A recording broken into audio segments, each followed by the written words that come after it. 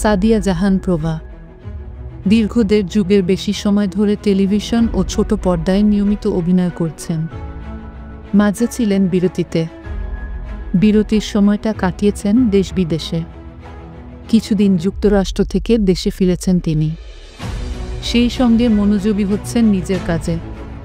জীবনে একটি অপ্রত্যাশিত ঘটনার সাক্ষী হয়েছেন। এরপর প্রেম জীবন নিয়ে অনেকটাই নিজের ছককষা গণ্ডিতেই থাকতে দেখা গেছে অভিনেত্রীকে। তবে এরপরও মিডিয়ায় বেশ কয়েকবারই গুঞ্জনে নাম ভেসেছে প্রভার, যেমন তার সহকর্মী তারকা মনোজের সঙ্গে প্রেমের গুঞ্জন।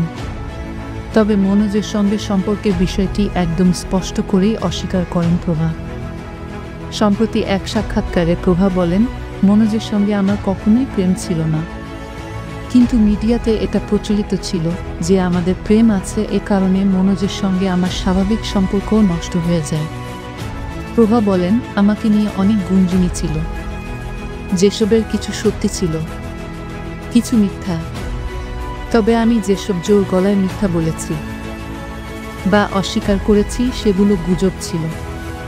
অভিনেত্রী জানান, তার জীবনে প্রেম কয়েকবার এসেছে, তবে সম্পর্কের একটা সময় মনে হয়েছে হয়তো আজীবন একসঙ্গে কাটিয়ে দেওয়া সম্ভব হবে না দুজনের।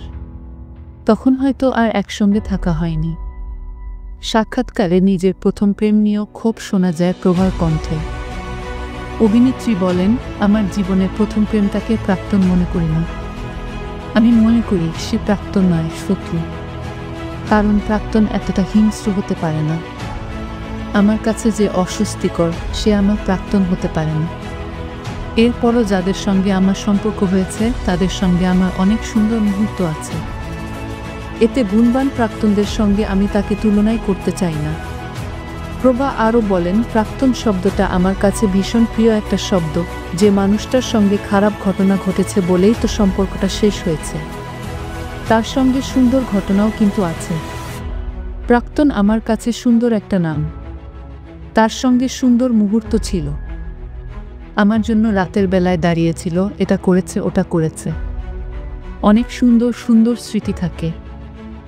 বর্তমানে মেকআপ আর্টিস্ট হিসেবেই নিজেকে প্রতিষ্ঠিত করেছেন প্রভা।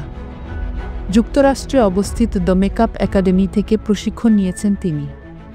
এ প্রতিষ্ঠানটি বিশ্বজুড়ে জনপ্রিয়। যারা পেশাদার মেকআপ আর্টিস্ট হতে চান তাদের স্বপ্নের প্রতিষ্ঠান এই দ্য মেকআপ একাডেমি। বিশ্বের অনেক জনপ্রিয় মেকআপ ব্র্যান্ড ও ফ্যাশন শোর সঙ্গে জড়িয়ে আছে এ প্রতিষ্ঠানের নাম।